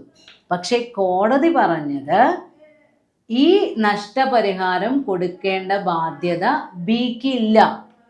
കാരണം ഷാഫ്റ്റ് കൊടുക്കുമ്പോൾ എച്ച് പറഞ്ഞിട്ടില്ല നിങ്ങൾ ഇത് കൊണ്ടുവരാൻ വൈകിയാൽ എനിക്ക് നഷ്ടം സംഭവിക്കും, നിങ്ങൾ കൊണ്ടുവരുന്ന സമയത്തിന് ഈ കോൺട്രാക്റ്റിൽ പ്രാധാന്യമുണ്ട് എന്ന് എച്ച് ഡിസ്ക്ലോസ് ചെയ്യാത്ത കാരണം കൊണ്ട് തന്നെ ബിക്ക് ഈ എച്ചിൻ്റെ കേസിൽ അദ്ദേഹത്തിന് നഷ്ടം സംഭവിച്ച ലാഭത്തിന് പകരമായി നഷ്ടപരിഹാരം കൊടുക്കേണ്ട ബാധ്യത ഇല്ല എന്നാണ് കോടതി ഡിക്ലെയർ ചെയ്തത്. അപ്പോൾ ഏതെങ്കിലും ഒരു കോൺട്രാക്റ്റിൽ എൻ്റർ ചെയ്യുമ്പോൾ അവിടെ ടൈമിന് പ്രാധാന്യമുണ്ടെങ്കിൽ, if the time is essence, ആ കോൺട്രാക്റ്റിൽ സമയത്തിന് വളരെയധികം പ്രാധാന്യമുണ്ടെങ്കിൽ കോൺട്രാക്റ്റ് രൂപീകരിക്കുന്ന സമയത്ത് തന്നെ നമ്മളത് വ്യക്തമായി പറഞ്ഞിരിക്കണം. അങ്ങനെയാണെങ്കിൽ മാത്രമേ ഒരു വ്യക്തിയുടെ അശ്രദ്ധ കൊണ്ട് അവിടെ പെർഫോമൻസിൽ എന്തെങ്കിലും പരാജയം സംഭവിക്കുകയോ നഷ്ടം സംഭവിക്കുകയോ ചെയ്താൽ നഷ്ടപരിഹാരം കൊടുക്കാൻ വേണ്ടി കോടതി വിധിക്കുകയുള്ളൂ. അപ്പം നമ്മുടെ ഇന്ത്യൻ കോൺട്രാക്ട് ആക്ടിൽ ഡാമേജ് ക്ലെയിം ചെയ്യുന്ന സമയത്ത് കോടതി ഒബ്സർവ് ചെയ്യുന്ന ചില കാര്യങ്ങളുണ്ട്. സെക്ഷൻ 73 പ്രകാരം ഒന്ന്, such damages must naturally arouse in the usual course of things. സാധാരണയായിട്ടുള്ള സംഭവിക്കുന്ന നഷ്ടം, സാധാരണയായി നോർമൽ പെർഫോമൻസിൽ ഒരു ബ്രീച്ച് വരുമ്പോൾ എങ്ങനെയാണോ ഡാമേജ് സംഭവിക്കുന്നത് അതാണ് കോമ്പൻസേഷനായി കൊടുക്കേണ്ടത്, ഓർഡിനറി ഡാമേജ്. അതേപോലെ റിലേറ്റഡ് ആയ വല്ല ചെറിയ കാര്യങ്ങളൊക്കെ ഉണ്ടാവും. ഈ കോൺട്രാക്റ്റിൻ്റെ ബ്രീച്ചുമായി സംബന്ധിച്ച് റിമോട്ട് ഓർ ഇൻഡയറക്റ്റ് ലോസ്, അതിനൊന്നും ഡാമേജ് കൊടുക്കില്ല. അതേപോലെ തന്നെ കോൺട്രാക്റ്റ് രൂപീകരിക്കുന്ന സമയത്ത് തന്നെ ഈ സമയത്തിൻ്റെ പ്രാധാന്യം വ്യക്തമാക്കണം. ലാസ്റ്റിൽ പറയുന്നത് ക്വാസി കോൺട്രാക്റ്റിൻ്റെ കേസിലും ഇത് ഈ വകുപ്പുകൾ തന്നെയാണ് ബാധകമായിട്ടുള്ളത്. അപ്പോൾ ഡാമേജ് എന്ന് പറഞ്ഞു കഴിഞ്ഞാൽ ബ്രീച്ച് കാരണം ഏത് വ്യക്തിയാണോ ബാധിക്കപ്പെട്ടത് അദ്ദേഹത്തിന് സംഭവിച്ച നഷ്ടത്തിന് പൈസയുടെ രൂപത്തിൽ നമ്മൾ കൊടുക്കുന്ന നഷ്ടപരിഹാരത്തിനെയാണ് ഡാമേജസ് എന്ന് പറയുന്നത്. അപ്പോൾ ബ്രീച്ച് ഓഫ് കോൺട്രാക്റ്റ് ഉണ്ടായാൽ പ്രോമിസിക്ക് ഡാമേജിന് വേണ്ടി കേസ് കൊടുക്കാം. Types of damages. Breach of കോൺട്രാക്റ്റിന് റെമഡിയായി കിട്ടുന്നതാണ് സ്യൂട്ട് ഫോർ ഡാമേജസ്. അതിൽ ഏതൊക്കെ ടൈപ്പ് ഡാമേജുകൾക്ക് വേണ്ടിയാണ് നമ്മൾക്ക് കേസ് കൊടുക്കാൻ കഴിയുന്നത്? ഫസ്റ്റ് ടൈപ്പ് എന്ന് പറയുന്നത് ordinary damage. That means the actual amount or natural loss occurring in the natural course of action. നമ്മൾക്ക് സാധാരണയായി ഒരു കോൺട്രാക്റ്റ് പെർഫോം ചെയ്യുന്ന സമയത്ത് ആ കോൺട്രാക്റ്റ് ക്യാൻസൽ ചെയ്യപ്പെടുമ്പോൾ ആക്ച്വൽ നഷ്ടം എത്രയാണോ നമ്മൾക്കുണ്ടായിട്ടുള്ളത് ആ നഷ്ടം കോമ്പൻസേഷനായി ലഭിക്കുന്നതാണ് ഓർഡിനറി ഡാമേജ്. ഇപ്പോൾ എക്സാമ്പിൾ പറയുകയാണെങ്കിൽ ഇതിൽ പറയുന്നുണ്ട് എ എന്ന് പറയുന്ന ആൾ ബി എന്ന് പറയുന്ന ആൾക്ക് 100 ബാഗ് ഓഫ് റൈസ് 100 രൂപയ്ക്ക് ഒരു ഫ്യൂച്ചർ ഡേറ്റിൽ സപ്ലൈ ചെയ്യാമെന്ന് പറഞ്ഞു. ആ ഫ്യൂച്ചർ ഡേറ്റ് എത്തിയ സമയത്ത് ഈ സപ്ലൈ ചെയ്യാമെന്ന് പറഞ്ഞ ആൾ റെഫ്യൂസ് ചെയ്യാണ്, എനിക്ക് ഇന്ന് സപ്ലൈ ചെയ്യാൻ പറ്റില്ല എന്ന് പറഞ്ഞു. പക്ഷേ അന്ന് മാർക്കറ്റിൽ ആ അരിക്ക് വില 110 രൂപയാണെന്ന് വിചാരിക്കാം. അപ്പോൾ പെർ kg 10 രൂപ അധികമാണ് മാർക്കറ്റ് പ്രൈസ്. ആ 10 രൂപ, ആ 100 ബാഗ് ഓഫ് റൈസിന് 10 രൂപ വെച്ച് അത്രയും നഷ്ടം ഇയാൾക്ക് സംഭവിക്കുന്നുണ്ട്. ഫസ്റ്റ് പേഴ്സൻ്റെ റെഫ്യൂസൽ കാരണം സെക്കൻഡ് പേഴ്സണ് നഷ്ടം സംഭവിക്കുന്നുണ്ട്. അപ്പോൾ ആ നഷ്ടം നഷ്ടപരിഹാരമായി ഇയാൾ നൽകേണ്ടി വരും. ഇയാൾ ഒരു ചാക്കിന് 100 രൂപ വെച്ചാണ് സപ്ലൈ ചെയ്യാമെന്ന് പറഞ്ഞിരുന്നത്. പക്ഷേ അയാൾ നിരസിച്ചത് കാരണം അവർക്ക് 110 രൂപയ്ക്ക് വാങ്ങേണ്ടി വരികയാണ്. അങ്ങനെ 100 ബാഗിനാകുമ്പോൾ 1 kg, അതായത് 110 - 10 വരുന്നുണ്ടല്ലോ, ഒരു ബാഗിന് 10 രൂപ വെച്ചിട്ടാണ് ഇതിൽ പറയുന്നത്. അപ്പോൾ ആ നഷ്ടം, ആക്ച്വൽ നഷ്ടം എത്രയാണോ നമ്മൾക്ക് വന്നിട്ടുള്ളത് അത് നഷ്ടപരിഹാരമായി കൊടുക്കുന്നതാണ് ഓർഡിനറി ഡാമേജ്. അപ്പോൾ ഈ ഓർഡിനറി ഡാമേജിന് ക്ലെയിം ചെയ്യുന്ന സമയത്ത് നമ്മൾ ശ്രദ്ധിക്കേണ്ടത് റിലേറ്റഡ് ആയിട്ട് വരുന്ന റിമോട്ട് ലോസുകൾക്കൊന്നും നമ്മൾക്ക് നഷ്ടപരിഹാരം ലഭിക്കില്ല. ഇപ്പോൾ ഇതിൽ എക്സാമ്പിളായിട്ട് പറയുന്നുണ്ട്, ഒരു റെയിൽവേ കമ്പനി, ഒരു ഹസ്ബൻഡും വൈഫും അവരുടെ ഫാമിലി ഒരു നൈറ്റ് ട്രെയിനിൽ ടിക്കറ്റ് എടുത്തിരുന്നു. അവർക്ക് ഇറങ്ങേണ്ട സ്ഥലത്തല്ല, വേറെ കുറേ ദൂരെയാണ് ഈ റെയിൽവേ കമ്പനി ഇവരെ ഇറക്കി വിട്ടത്. അതുകൊണ്ട് അവിടെ നിന്ന് അവർക്ക് അവരുടെ താമസ സ്ഥലത്തേക്ക്, നല്ല തണുപ്പുള്ള രാത്രിയാണ്, മഞ്ഞുവീഴ്ചയൊക്കെയുള്ള നൈറ്റാണ്, അവർക്ക് അവിടെ നിന്ന് കുറേ ദൂരം നടന്നു പോരേണ്ടി വന്നു അവരുടെ വീട്ടിലേക്ക്. അപ്പോൾ ആ ഒരു ഇൻകൺവീനിയൻസ്, അവർക്കുണ്ടായ അസൗകര്യത്തിനുള്ള പേയ്മെൻറ്റ് റെയിൽവേ കമ്പനി നഷ്ടപരിഹാരമായിട്ട് കൊടുക്കും. അതേസമയം ആ മഞ്ഞ് കൊണ്ട് നടന്നത് മൂലം ഇദ്ദേഹത്തിൻ്റെ വൈഫിന് പനി പിടിച്ചു, അപ്പോൾ അവർക്ക് ആശുപത്രിയിൽ പോവേണ്ടി വന്നു. അതിന് വന്ന ചിലവൊന്നും റെയിൽവേ കമ്പനി കൊടുക്കേണ്ട ആവശ്യമില്ല. അപ്പോൾ റിലേറ്റഡ് ആയിട്ട് വരുന്ന മൈന്യൂട്ട് ഡാമേജുകൾക്കോ അല്ലെങ്കിൽ പേഴ്സണൽ ഇൻകൺവീനിയൻസിനോ റിമോട്ടഡ് ആയിട്ട് വരുന്നത്, അങ്ങനെയുള്ള ചെറിയ ചെറിയ കാര്യങ്ങൾക്കൊന്നും നഷ്ടപരിഹാരം കൊടുക്കേണ്ടതില്ല. അതേസമയം ഈ ഒരു റെഫ്യൂസൽ കാരണം ആക്ച്വലി എത്രയാണോ ലോസ് വന്നത് ആ ലോസ് കോമ്പൻസേഷനായി പ്രോമിസർ, ആരാണോ ഈ ഡ്യൂട്ടി ലംഘിച്ചത്, വാഗ്ദാന ലംഘനം നടത്തിയത്, അവർ കോമ്പൻസേഷൻ നൽകേണ്ടി വരും. അതാണ് ഓർഡിനറി ഡാമേജ്. ദെൻ രണ്ടാമത്തെ കേസ് വരുന്നത് സ്പെഷ്യൽ ഡാമേജ് ആണ്. Special damage means the monetary compensation given to an aggrieved party for special loss suffered by him or extra loss than the actual loss suffered by him. ഏതെങ്കിലും ഒരു contract cancel ചെയ്യപ്പെടുന്നതിലൂടെ ആ ബാധിക്കപ്പെട്ട വ്യക്തിക്ക് എന്തെങ്കിലും പ്രത്യേക നഷ്ടം സംഭവിച്ചിട്ടുണ്ടെങ്കിൽ, അതായത് സാധാരണയുള്ള മെറ്റീരിയലിസ്റ്റിക് ആയിട്ടുള്ള നാച്ചുറൽ ലോസ് അല്ലാതെ എക്സ്ട്രാ നഷ്ടം സംഭവിച്ചിട്ടുണ്ടെങ്കിൽ അതിനും കൂടെ കോമ്പൻസേഷൻ നൽകുന്ന ടൈപ്പാണ് സ്പെഷ്യൽ ഡാമേജ്. ഇത് ഈ എഗ്രിമെൻറ്റിൽ ഏർപ്പെടുന്ന സമയത്ത് തന്നെ രണ്ട് പാർട്ടികൾക്കും അറിയുന്നതായിരിക്കും. ഇപ്പോൾ എക്സാമ്പിളായിട്ട് ഇതിൽ പറയുന്നുണ്ട്, എ എന്ന് പറയുന്ന ഒരാൾ ബിയോട് ഒരു കോൺട്രാക്ട് വെച്ചിട്ടുണ്ട്. ജനുവരി 1 ആവുമ്പോഴേക്കും എൻ്റെ വീട് പണി തീർത്ത് തരണം. ഇയാളൊരു ഫ്ലാറ്റ് കെട്ടുന്നുണ്ട്, അത് ജനുവരി 1 തീയതി ആവുമ്പോഴേക്കും തീർത്ത് തരണം. കാരണം ജനുവരി 1 തീയതി എനിക്കത് സി എന്ന് പറയുന്ന ആൾക്ക് വാടകയ്ക്ക് കൊടുക്കേണ്ടതാണ്. എല്ലാ കാര്യങ്ങളും കോൺട്രാക്റ്റിൽ എൻ്റർ ചെയ്യുന്ന സമയത്ത് തന്നെ പരസ്പരം സംസാരിച്ച് സമ്മതിച്ചതാണ്. അങ്ങനെ ആ കോൺട്രാക്റ്റ് തുടങ്ങി അത് ജനുവരി 1 തീയതി ആയപ്പോൾ ബി വർക്കൊന്നും കംപ്ലീറ്റ് ചെയ്തില്ല. അപ്പോൾ ജനുവരി 1 അത് സിക്ക് ഹാൻഡ് ഓവർ ചെയ്യാൻ പറ്റിയില്ല. അപ്പോൾ എക്ക് എന്തെല്ലാം നഷ്ടം വരുന്നുണ്ട്? ഒന്ന്, സിയിൽ നിന്ന് കിട്ടേണ്ട വാടക അദ്ദേഹത്തിന് നഷ്ടം വരുന്നു. പിന്നെ സിക്ക് താമസ സൗകര്യം നൽകാമെന്ന് പറഞ്ഞ സമയത്ത് നൽകാത്തത് കാരണം സി എക്കെതിരെ കേസ് കൊടുക്കും നഷ്ടപരിഹാരത്തിന്. അപ്പോൾ അതിന് കൊടുക്കേണ്ടി വരുന്ന പേയ്മെൻറ്റ്, ഇതൊക്കെ എക്ക് സംഭവിക്കുന്ന നഷ്ടമാണ്. അപ്പോൾ ഈ എമൗണ്ടുകളെല്ലാം ചേർത്ത് ബി നൽകേണ്ടി വരും. അപ്പോൾ സ്പെഷ്യൽ ലോസ് അദ്ദേഹത്തിന് സംഭവിച്ച കേസിൽ വരുന്ന ആ സ്പെഷ്യൽ സർക്കംസ്റ്റാൻസസിൽ വരുന്ന ആ നഷ്ടം മുഴുവനായും നികത്തി കൊടുത്തേണ്ടി വരും. അതിനെയാണ് നമ്മൾ എന്ത് പറയുക? Special damage. അപ്പോൾ ആ ഹാഡ്ലി വേഴ്സസ് ബാക്സെൻഡായിൽ പറയുന്നുണ്ട് സ്പെഷ്യൽ ഡാമേജസ് എങ്ങനെയാണ് കാൽക്കുലേറ്റ് ചെയ്യേണ്ടത് എന്നുള്ളത്. അപ്പോൾ ഒരു ആക്ച്വൽ ലോസ് കറക്റ്റ് അത് മാത്രം കൊടുക്കുന്നത് ഓർഡിനറി ഡാമേജ്. ആ ഒരു റെഫ്യൂസൽ കാരണം നമ്മൾക്ക് എന്തെങ്കിലും എക്സ്ട്രാ ലോസ് സംഭവിച്ചിട്ടുണ്ടെങ്കിൽ ആ എക്സ്ട്രാ ലോസിന് കൂടി പേയ്മെൻറ്റ് നൽകേണ്ടി വരുന്നതാണ് സ്പെഷ്യൽ ഡാമേജ്. ദെൻ മൂന്നാമത്തെ കേസാണ് exemplary or punitive or vindictive damage. ഇത് നമ്മളൊരു പണിഷ്മെൻറ്റ് പോലെ അല്ലെങ്കിൽ ഏതെങ്കിലും ഒരു റെഫ്യൂസലിന് കോടതിക്ക് ഡിസപ്രൂവലാണ്, കോടതിക്ക് അത് അംഗീകരിക്കാനേ കഴിയില്ല എന്ന് പറയുന്ന ആ ഒരു കാര്യം വെളിപ്പെടുത്താൻ വേണ്ടി കോടതി നൽകുന്ന ഒരു ടൈപ്പ് ഓഫ് ഡാമേജ് ആണ്. ഒരു പണിഷ്മെൻ്റ് എന്നുള്ള രീതിയിൽ അങ്ങനെ കൊടുക്കുന്ന ചാർജാണ് ഈ വിൻഡിക്റ്റീവ് ഡാമേജ് അല്ലെങ്കിൽ എക്സംപ്ലറി ഡാമേജ് എന്ന് പറയുന്നത്. ഇതിൽ കോടതി ഇത് ചാർജ് ചെയ്യുന്നത് എന്തിനു വേണ്ടിയാണ്? Breach of promise to marry. ചില സമയത്ത് വിവാഹ വാഗ്ദാനം നൽകിയിട്ട് അത് ലംഘിക്കാം, അല്ലെങ്കിൽ wrongful dishonour of a cheque by a banker.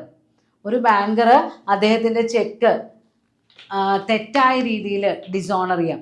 അപ്പോൾ ഇങ്ങനെയൊക്കെയുള്ള കേസിൽ ഏതെങ്കിലും ഒരു വ്യക്തി ചെയ്ത തെറ്റിനെ കോടതി അംഗീകരിക്കുന്നില്ല, കോടതിക്ക് അതിൽ എതിർപ്പുണ്ട് എന്നറിയിക്കാൻ വേണ്ടി നൽകുന്ന ഡാമേജാണ് എക്സംപ്ലറി ഡാമേജ്. ഇപ്പോൾ ഈ ചെക്കിൻ്റെ കേസിലാണെങ്കിൽ 2 തരത്തിലാണ്.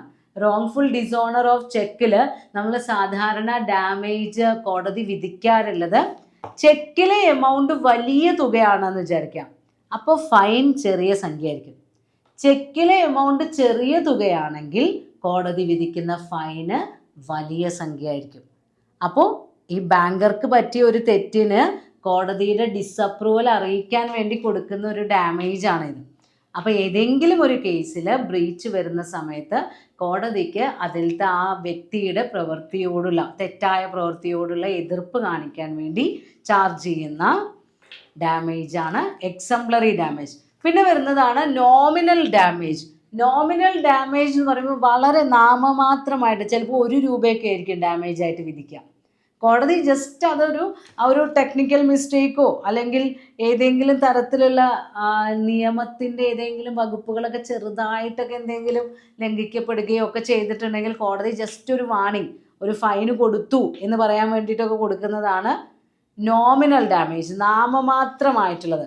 ചിലപ്പോൾ ഈ എഗ്രീവ്ഡ് പാർട്ടി ഇതിന് കേസ് കൊടുത്തിട്ട് ഒന്നും ഉണ്ടാവില്ല, പക്ഷേ കോടതി അതിൻ്റെ ആ ടെക്നിക്കൽ കറക്റ്റ്നെസ് തെളിയിക്കാൻ വേണ്ടി 1 രൂപയോ ഒക്കെ കൊടുക്കുന്ന ഒരു ഡാമേജാണ് നോമിനൽ ഡാമേജ്.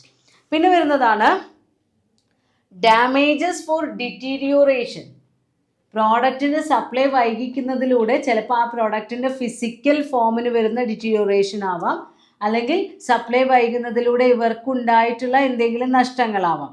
അതിനുവേണ്ടി കൊടുക്കുന്ന ഡാമേജ്. ഇപ്പോൾ എക്സാമ്പിൾ പറയുകയാണെങ്കിൽ, ഇപ്പോൾ ഇതിൽ പറയുന്നുണ്ട് ഒരു കമ്പനി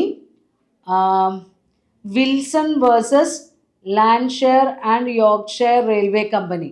അതായത് ചില സീസണുകളിൽ നമ്മൾക്ക് വിൽക്കാൻ വേണ്ടി ചില പ്രോഡക്റ്റുകൾ നമ്മൾ ബുക്ക് ചെയ്യും. ഇപ്പോൾ ഇതിലൊരു ക്യാപ്പിൻ്റെ കേസാണ് പറയുന്നത്. തൊപ്പി സ്പ്രിംഗ് സീസണിൽ വിൽക്കാൻ വേണ്ടി ഇവർ വെൽവെറ്റ് തൊപ്പികൾ ഓർഡർ ചെയ്തിരുന്നു. പക്ഷേ ആ തൊപ്പികൾ ഇവരുടെ നാട്ടിലെത്തിയപ്പോഴേക്കും ഇത് കച്ചവടത്തിൻ്റെ സീസണൊക്കെ കഴിഞ്ഞു പോയിരുന്നു. അപ്പോൾ അവർക്ക് ആ സീസൺ നഷ്ടപ്പെട്ടത് കാരണം, ഈ പ്രോഡക്റ്റ് കൃത്യസമയത്ത് ലഭിക്കാത്തത് മൂലം സീസണൽ സെയിൽസ് നഷ്ടപ്പെട്ടതിലൂടെ ആ വ്യാപാരികൾക്കുണ്ടായ നഷ്ടം അത് നമ്മുടെ റെയിൽവേ കമ്പനി കൊടുക്കണം എന്നാണ് കോടതി പറഞ്ഞത്. അങ്ങനെ ഡിറ്റീരിയോറേഷന് മൂലം സംഭവിക്കുന്ന നഷ്ടങ്ങൾക്കും damage വിധിക്കാറുണ്ട്.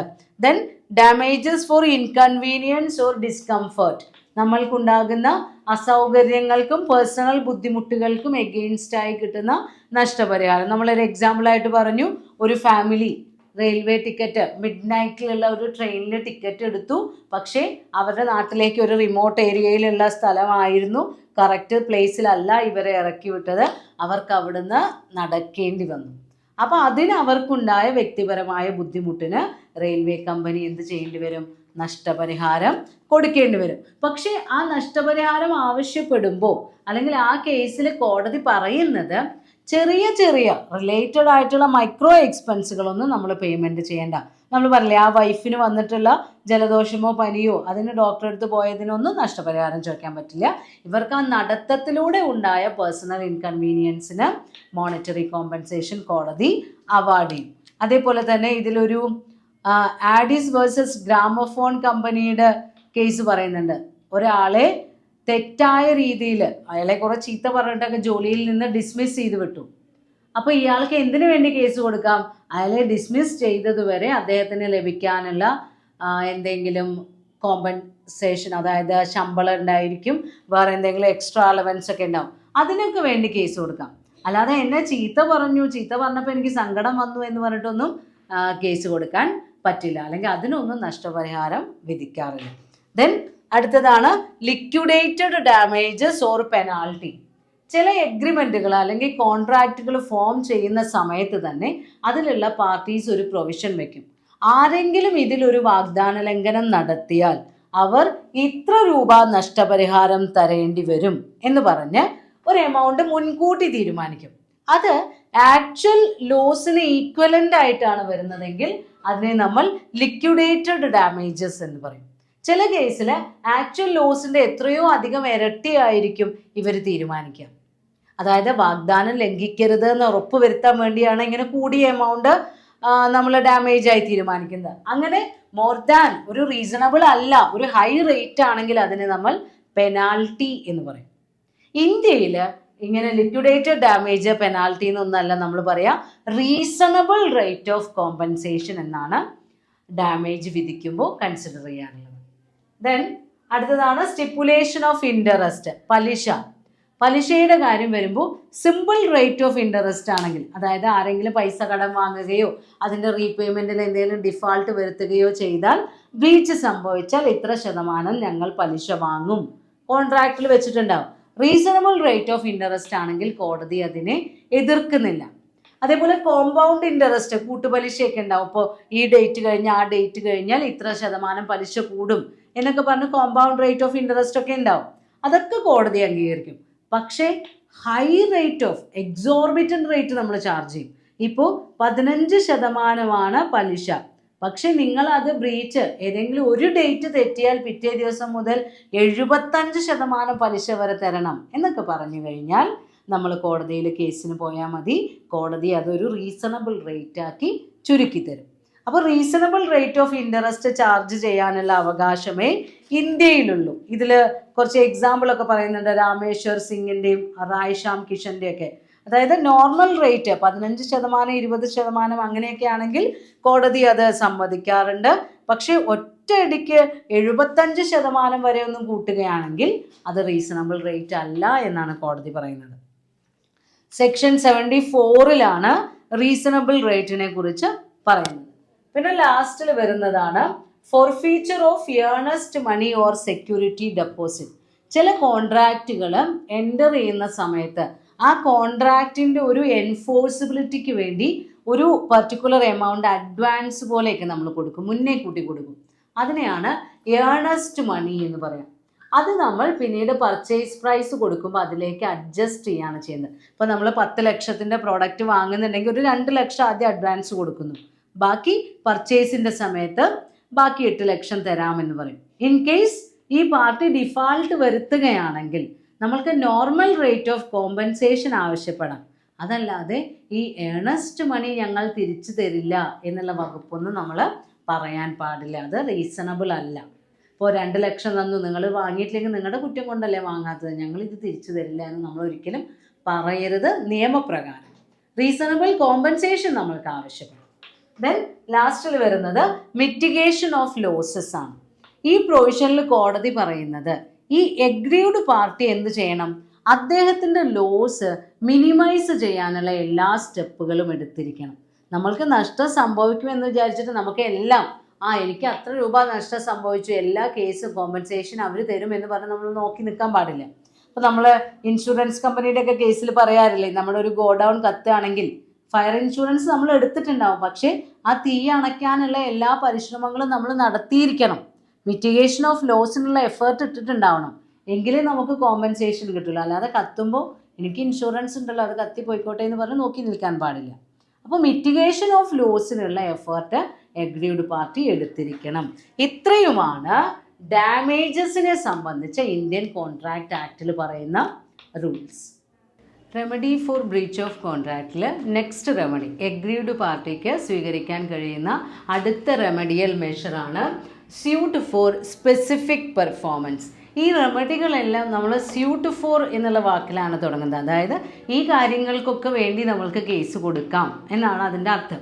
Suit for specific performance എന്ന് പറയുമ്പോൾ ചില കോൺട്രാക്റ്റുകളിൽ ആ കോൺട്രാക്റ്റിൻ്റെ നിരസിക്കൽ മൂലം ഉണ്ടാകുന്ന നഷ്ടം പൈസ കൊണ്ട് നികത്താൻ കഴിയില്ല.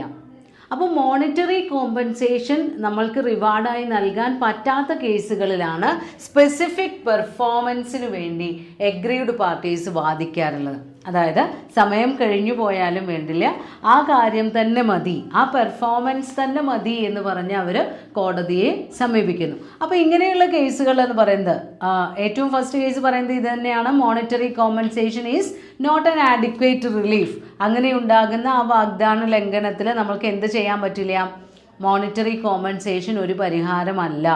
അതേപോലെ തന്നെ when the contract is of personal nature, ഇപ്പോൾ ഒരു പാട്ട് പാടാൻ വേണ്ടിയിട്ടുള്ള ഒരു പ്രോഗ്രാം ആണെങ്കിലോ, അല്ലെങ്കിൽ കോൺട്രാക്റ്റ് ടു മാരി, അല്ലെങ്കിൽ ഒരു ചിത്രം വരച്ചു കൊടുക്കാമെന്ന് പറയുന്ന കോൺട്രാക്റ്റ്, അങ്ങനെയുള്ള കേസിലൊന്നും മോണിറ്ററി കോമ്പൻസേഷൻ പലപ്പോഴും എഗ്രീഡ് പാർട്ടീസ് ആവശ്യപ്പെടാറില്ല. പിന്നെ വേറെ ഒന്ന്, it is not possible for the court to supervise the performance of the contract. ചില കേസിൽ സൂപ്പർവൈസ് ചെയ്യാൻ പറ്റാത്ത ചില കേസുകൾ ഉണ്ടായിരിക്കും. പിന്നെ അതേപോലെ തന്നെ when the contract is made by a company beyond its powers, ഏതെങ്കിലും ഒരു കമ്പനി അവരുടെ മെമ്മോറാണ്ടം ഓഫ് അസോസിയേഷൻ്റെ പരിധിക്കും മുകളിലായിട്ടുള്ള അധികാരം വെച്ചുകൊണ്ട് എൻ്റർ ചെയ്ത കോൺട്രാക്റ്റുകൾ.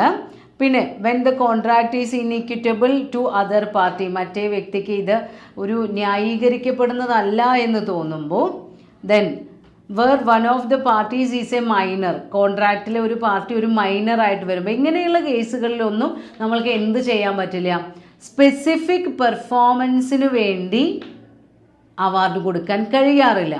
അപ്പോൾ എപ്പോഴാണോ സ്പെസിഫിക് പെർഫോമൻസ് തന്നെ ആവശ്യപ്പെടുന്നത്, അപ്പോൾ അത് പോസിബിൾ ആയ കേസിൽ മാത്രമേ നമ്മൾ എന്ത് കൊടുക്കാറുള്ളൂ, ഈ സ്പെസിഫിക് പെർഫോമൻസിന് വേണ്ടിയിട്ടുള്ള വിധി നമ്മുടെ കോടതി അനുവദിക്കാറുള്ളൂ. അപ്പോൾ അതിൽ ഒരു എക്സാമ്പിളായിട്ട് പറയുന്നുണ്ട്, A agreed to sell an old painting to B for ₹10,000, 10,000 രൂപയ്ക്ക് ഒരു പഴയ ഒരു പെയിൻറ്റിങ് നൽകാമെന്ന് സമ്മതിച്ചു.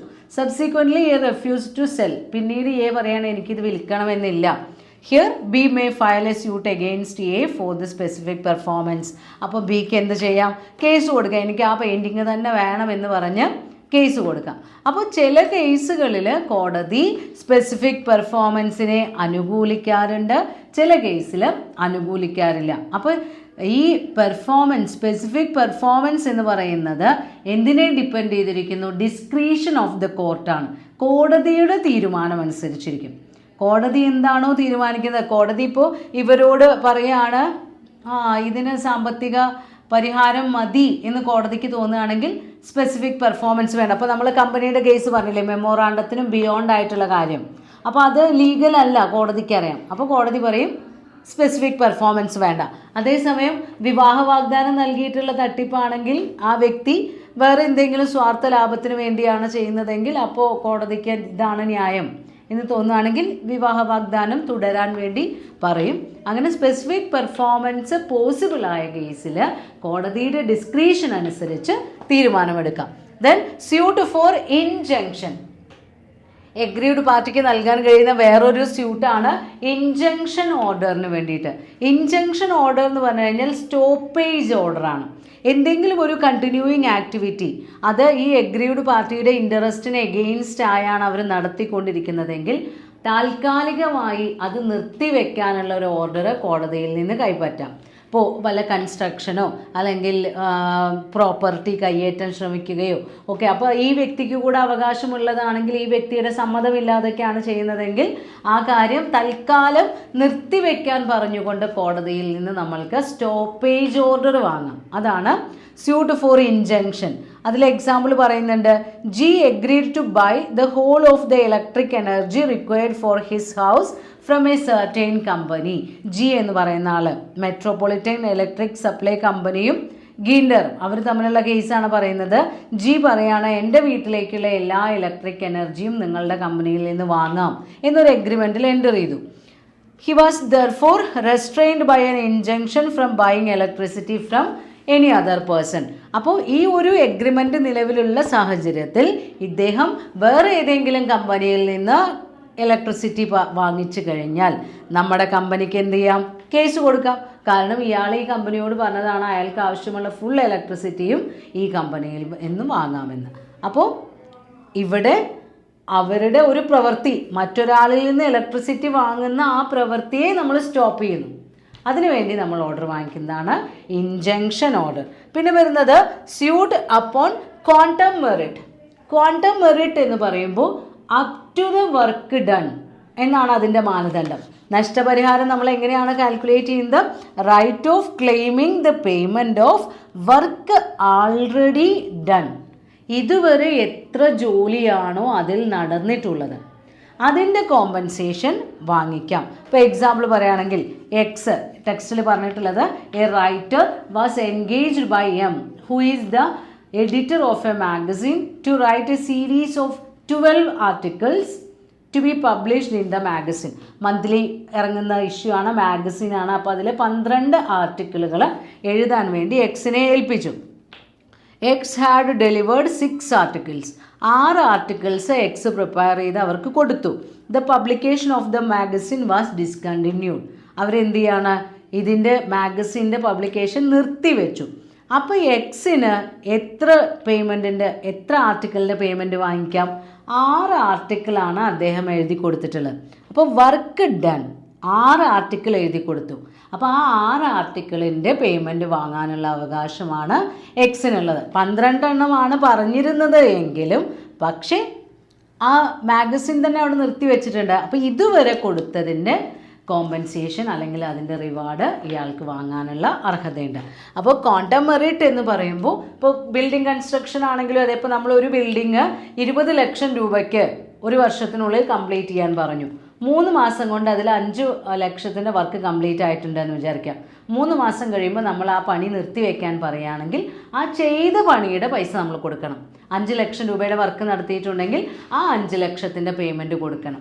അങ്ങനെ വിധിക്കുന്നതാണ് സ്യൂട്ട് അപ്പോൺ ക്വാണ്ടം മെറിറ്റ്. അപ്പോൾ നമ്മൾക്ക് ഒരു കോൺട്രാക്റ്റിൽ എന്തെങ്കിലും തരത്തിലുള്ള ബ്രീച്ച് വന്നു കഴിഞ്ഞാൽ അതിന് റെമഡിയായി ഡാമേജസ് വാങ്ങിക്കാം, കോൺട്രാക്റ്റ് റെസഷൻ നടത്താം, അതേപോലെ തന്നെ സ്പെസിഫിക് പെർഫോമൻസ് ആവശ്യപ്പെടാം, ഇൻജങ്ഷൻ ഓർഡർ വാങ്ങിക്കാം, അല്ലെങ്കിൽ സ്യൂട്ട് അപ്പോൺ ക്വാണ്ടം മെറിറ്റ്. അങ്ങനെ 5 റെമഡീസ് ആണുള്ളത്. 5 പരിഹാര മാർഗങ്ങളാണ് ഒരു എഗ്രീവ്ഡ് പാർട്ടിക്ക് സ്വീകരിക്കാൻ കഴിയുന്നത്. Next section quasi contract. Quasi contracts are also known as constructive contract or implied contract. Quasi contract എന്ന് പറയുമ്പോൾ it's not a actual contract.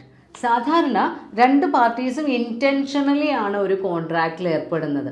ഈ ക്വാസി കോൺട്രാക്റ്റ് എന്ന് പറയുമ്പോൾ ഈ പാർട്ടീസ് മനഃപൂർവ്വം ഒരു കോൺട്രാക്റ്റിൽ എൻ്റർ ചെയ്യുന്നില്ല. They are entered into this obligation by the compulsion of circumstances. ഇപ്പോൾ നമ്മൾ ഒരു കോൺട്രാക്റ്റിൽ ചെയ്യുന്ന ഡ്യൂട്ടി പോലെ ചില കാര്യങ്ങൾ ചെയ്യേണ്ടി വരുന്നു. എന്തുമൂലം? സാഹചര്യങ്ങളുടെ സമ്മർദ്ദം മൂലം. അതല്ലാതെ നമ്മൾ ഒരിക്കലും ഒരു കോൺട്രാക്റ്റിൽ എൻ്റർ ചെയ്യുന്നില്ല. ആക്ച്വലി മനഃപൂർവ്വം ചെയ്യുന്നില്ല, പക്ഷേ സാഹചര്യങ്ങൾ മൂലം അല്ലെങ്കിൽ നിയമത്തിൻ്റെ പ്രൊവിഷൻസ് നമ്മൾ ചെയ്യേണ്ടി വരുന്നു. ചില കാര്യങ്ങൾ കടമകളായി ചെയ്യേണ്ടി വരുന്നു. അത്തരം കരാറുകളാണ് ക്വാസി കോൺട്രാക്റ്റിൽ വരുന്നത്. അതുകൊണ്ടാണ് കൺസ്ട്രക്റ്റീവ് എന്ന് പറയുന്നത്. നമ്മൾ വിൽഫുള്ളി എൻ്റർ ചെയ്യുകയല്ല, പക്ഷേ സാഹചര്യങ്ങളിൽ നമ്മൾക്ക് ആ ഡ്യൂട്ടി ചെയ്യേണ്ടി വരുന്നു. അപ്പോൾ ഇങ്ങനെ ക്വാസി കോൺട്രാക്റ്റിൻ്റെ കേസിൽ വരുന്നത് ആ ഒരു സാഹചര്യത്തിൽ വരുമ്പോൾ നമ്മൾ ചെയ്യേണ്ട ചില കടമകളാണ്, ഓബ്ലിഗേഷൻസ് ആണ്. അതിൽ ഒരു കേസാണ് സപ്ലൈ ഓഫ് നെസസറീസ്. നമ്മൾ ഏതെങ്കിലും ഒരു സാഹചര്യത്തിൽ ഒരു മൈനർക്ക് അവർക്ക് ആവശ്യമായ നെസസറീസ് സപ്ലൈ ചെയ്തിട്ടുണ്ടെങ്കിൽ ആ നെസസറീസിനുള്ള പേയ്മെൻറ്റ് അവരുടെ പ്രോപ്പർട്ടീസിൽ നിന്ന് നമ്മൾക്ക് റിക്കവർ ചെയ്യാം. ഒരിക്കലും പേഴ്സണലി നമ്മൾക്ക് റിക്കവർ ചെയ്യാൻ വേണ്ടി ഡിമാൻഡ് ചെയ്യാൻ പറ്റില്ല, പക്ഷെ അവരുടെ പ്രോപ്പർട്ടീസിൽ പറയുന്നുണ്ട് the amount is recoverable only from the property of the incapable person and not from him personally. അവരെ വ്യക്തിപരമായിട്ടല്ല, അവരുടെ പ്രോപ്പർട്ടീസിൽ നിന്ന് നമ്മൾക്ക് എന്ത് ചെയ്യാം? ആ പൈസ വാങ്ങിക്കാനുള്ള അവകാശമുണ്ട്. സെക്ഷൻ 68 പറയുന്നത് നെസസറീസ് സപ്ലൈ ചെയ്യുകയാണെങ്കിൽ. അതേപോലെ payment of money due by another. വേറൊരു വ്യക്തി കൊടുക്കേണ്ട പേയ്മെൻ്റ് ആണ്, പക്ഷെ അത് നമ്മളുടെ സ്വന്തം ഇഷ്ടപ്രകാരം നമ്മൾ ആ ഒരു പർട്ടിക്കുലർ സാഹചര്യത്തിൽ എത്തുമ്പോൾ നമ്മൾ പേയ്മെൻറ്റ് കൊടുക്കുന്നു. ആ പേയ്മെൻറ്റ് ഇവരിൽ നിന്ന് പിന്നീട് സ്വീകരിക്കാനുള്ള അവകാശമുണ്ട്. അതിൽ എക്സാമ്പിൾ പറയുന്നുണ്ട്. ബി എന്ന് പറയുന്ന ആൾ ബംഗാളിൽ കുറച്ച് സ്ഥലം പാട്ടത്തിനെടുത്ത് കൃഷി ചെയ്യാണ് എയുടെ കയ്യിൽ നിന്ന്. പക്ഷേ ഈ എ ഗവൺമെൻറ്റിന് കുറേ നികുതി കൊടുക്കാനുണ്ടായിരുന്നു. അപ്പോൾ ഗവൺമെൻറ് ഒരു അഡ്വർടൈസ്മെൻറ്റ് ഇറക്കുകയാണ്, കുറേ നികുതി അടയ്ക്കാനുണ്ട്, അതുകൊണ്ട് അവരുടെ സ്ഥലം ആ നികുതി ഈടാക്കാൻ വേണ്ടി വിൽപ്പനയ്ക്ക് വെക്കുകയാണ് എന്ന് പറഞ്ഞിട്ട് പരസ്യമിടാണ്. അപ്പോൾ എയുടെ കൃഷി അവിടെ നടന്നുകൊണ്ടിരിക്കുന്നുണ്ട്. അപ്പോൾ ഇയാൾക്ക് എയുടെ ലാൻഡിൽ ബി നടത്തുന്ന കൃഷി, ആണ് നികുതി കൊടുക്കാനുള്ളത്, പക്ഷേ എയുടെ നിലം ബി പാട്ടത്തിനെടുത്ത് കൃഷി നടത്തുകയാണ്. അപ്പോൾ ഗവൺമെൻറ്റിന് കൊടുക്കാനുള്ള നികുതി എക്ക് വേണ്ടി on behalf of A B payment കൊടുക്കുകയാണ്. കാരണം ആ നികുതി അടച്ചിട്ടില്ലെങ്കിൽ ആ സ്ഥലം വിറ്റുപോയാൽ ബിയുടെ കൃഷിയും അതോടെ നഷ്ടപ്പെടും. അപ്പോൾ ആ സാഹചര്യത്തിൽ ബി അടച്ച നികുതി പണം പിന്നീട് എ ആർക്ക് കൊടുക്കണം? ബിക്ക് നൽകണം. അതാണ് payment of money due by another, section 69. പിന്നെ വരുന്നത് obligation to pay for non gratuitous act, section 70. ചില കേസുകളിൽ നമ്മൾ പറഞ്ഞു ഏൽപ്പിച്ചിട്ടൊന്നും ഉണ്ടാവില്ല, പക്ഷേ സാഹചര്യം കൊണ്ട് നമ്മൾ ചില പ്രവൃത്തികൾ മറ്റുള്ളവരുടെ നന്മയ്ക്ക് വേണ്ടി ചെയ്യും. ഇപ്പോൾ എക്സാമ്പിൾ പറയുകയാണെങ്കിൽ, ഇപ്പോൾ നിങ്ങൾ കണ്ടിട്ടുണ്ടാവും ബ്ലാങ്കറ്റുകളൊക്കെ തലയിലേറ്റി നടന്ന് വിൽക്കുന്ന കച്ചവടക്കാർ. അപ്പോൾ ആ കച്ചവടക്കാർ അബദ്ധത്തിൽ അവരുടെ 1-2 പ്രോഡക്റ്റ് ഒരു വീട്ടിൽ വെച്ച് പോയി എന്ന് വിചാരിക്കാം. ആ വീട്ടുടമസ്ഥൻ അത് സ്വന്തം പ്രോഡക്റ്റ് പോലെ നോക്കി എടുത്തു വെച്ച് അയാൾക്ക് തിരിച്ചേൽപ്പിച്ചു.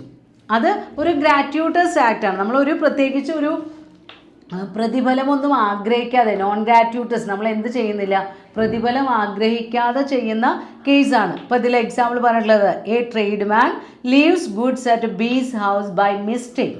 അതിൽ മനഃപൂർവ്വം വെച്ചതല്ല, മിസ്റ്റേക്കിലൂടെ അവിടെ മറന്നു വെച്ച് പോവാണ്. B treats the goods as his own. B അത് സ്വന്തം ഗുഡ്സ് പോലെ സൂക്ഷിച്ചു വെച്ചു. He is bound to pay A for them. A saves B property from fire. A എന്ത് ചെയ്യാണ്? ബിയുടെ പ്രോപ്പർട്ടീസ് തീ പിടിക്കാതെ സംരക്ഷിച്ചു. A is not entitle to compensation from B. അതിന് നമ്മൾ എന്തൊന്നും വാങ്ങിക്കാൻ പാടില്ല?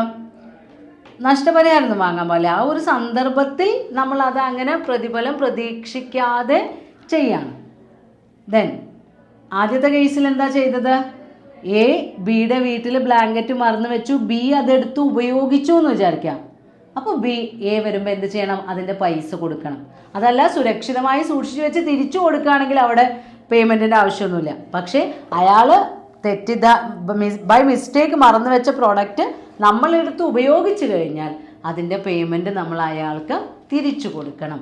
അതൊക്കെ ഒരു കൺസ്ട്രക്റ്റീവ് കോൺട്രാക്റ്റാണ്. അയാൾ പറഞ്ഞിട്ടില്ല, പക്ഷെ നമ്മളത് കൊടുക്കണം. പിന്നെ വരുന്നത് contracts required to be in writing. എല്ലാ കരാറുകളും വാലിഡിറ്റി കിട്ടണമെങ്കിൽ എന്ത് വേണം? എഴുതി തയ്യാറാക്കപ്പെട്ടതായിരിക്കണം. Oral contract is void.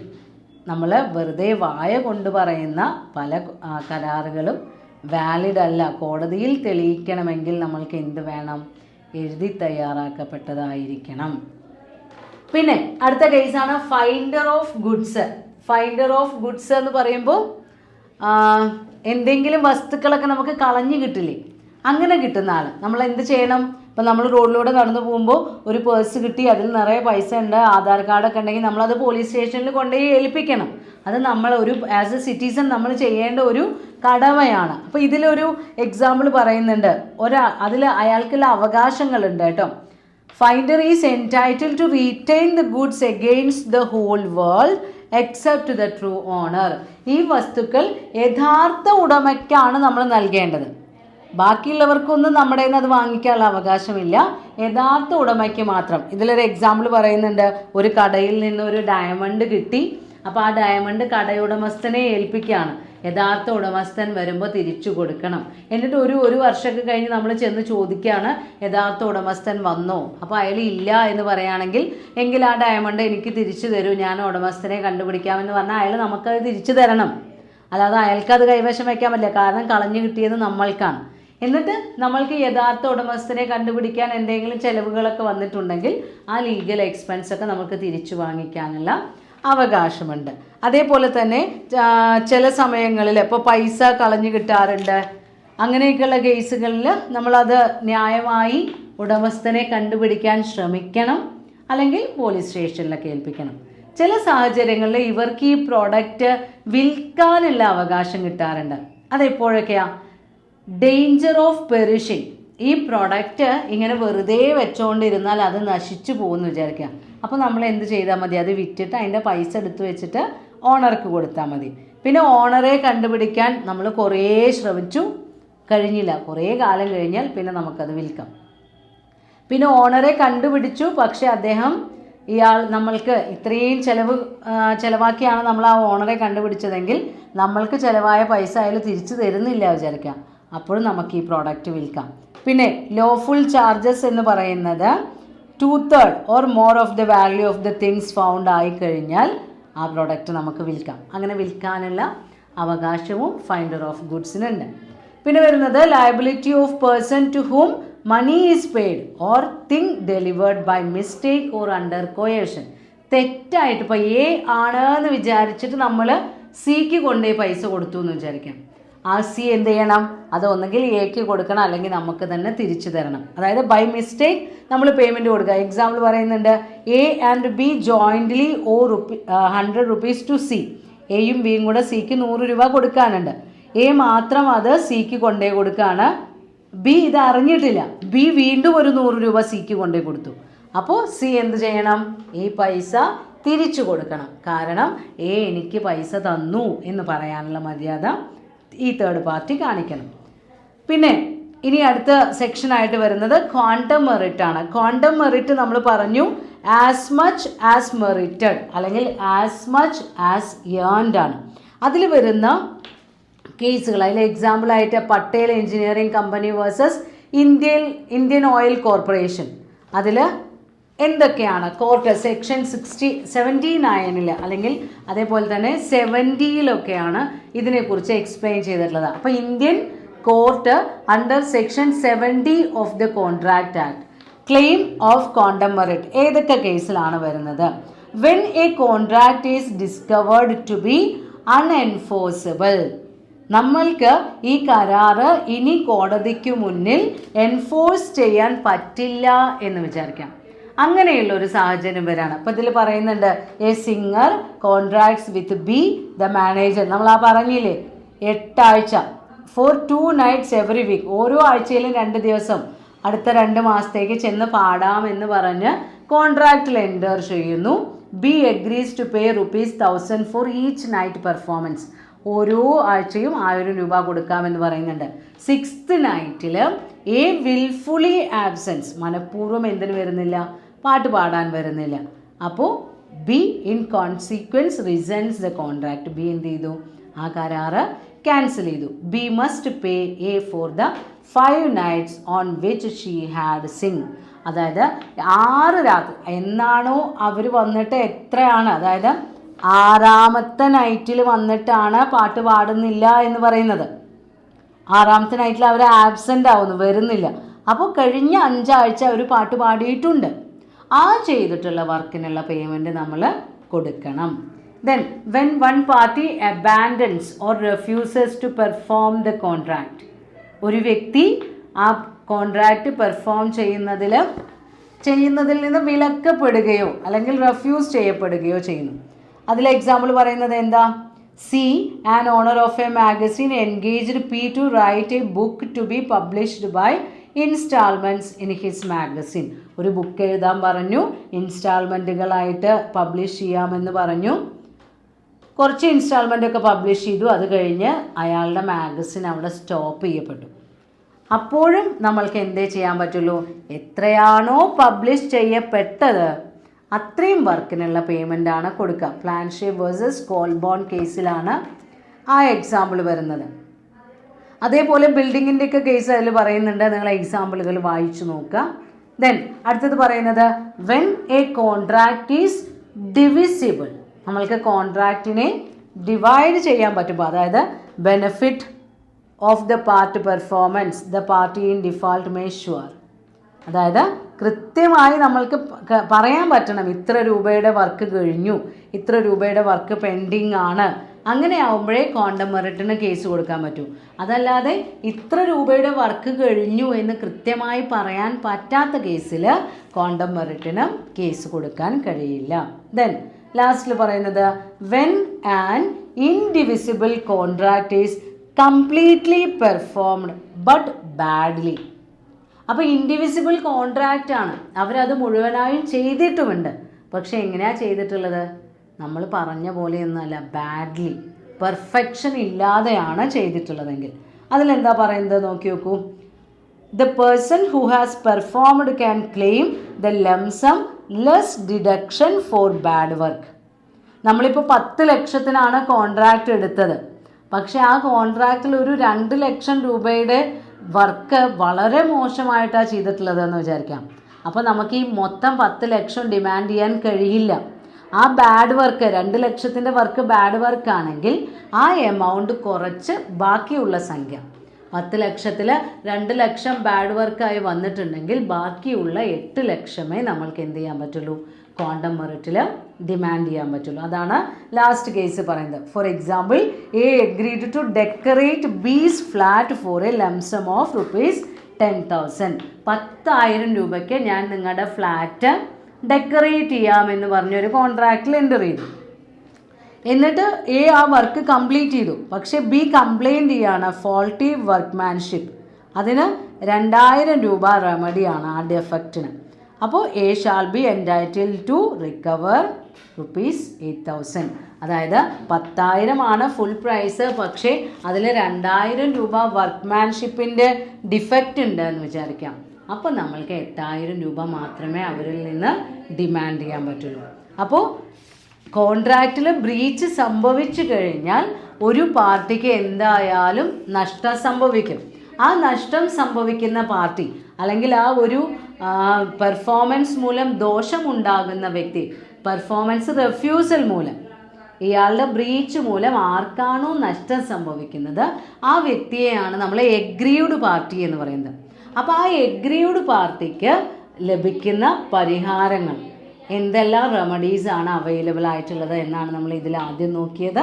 പിന്നെ ലാസ്റ്റ് സെക്ഷനിൽ ക്വാസി കോൺട്രാക്റ്റും നോർമൽ കോൺട്രാക്റ്റും തമ്മിൽ ഒരുപാട് ഡിഫറൻസ് ഉണ്ട്. നോർമൽ കോൺട്രാക്റ്റ് എന്ന് പറയുന്നത് കോൺട്രാക്ടറും കോൺട്രാക്റ്റിയും തമ്മിൽ ഇൻറ്റൻഷനലി പ്രോമിസിൽ ഏർപ്പെടുകയാണ്. ക്വാസി കോൺട്രാക്റ്റിൽ അങ്ങനെയല്ല, സാഹചര്യങ്ങളുടെ സമ്മർദ്ദം മൂലമാണ് നമ്മൾ ആ കരാറിൻ്റെ ഭാഗമായി മാറുന്നത്. രണ്ടും എൻഫോഴ്സിബിൾ ആണ്. നമ്മൾക്ക് നിയമത്തിൻ്റെ കണ്ണിലെ ക്വാസി കോൺട്രാക്റ്റിന് സ്പെഷ്യൽ പ്രൊവിഷൻസ് ഉണ്ട്. അതാണ് നമ്മളെ ഫൈൻഡർ ഓഫ് ഗുഡ്സും നെസസറി സപ്ലൈസും ഒക്കെ പറഞ്ഞത്. അപ്പോൾ ഈ ചാപ്റ്ററോടുകൂടി നമ്മുടെ ബിസിനസ് ലോവിൻ്റെ സെക്കൻഡ് ബ്ലോക്ക് കംപ്ലീറ്റ് ആവാണ്.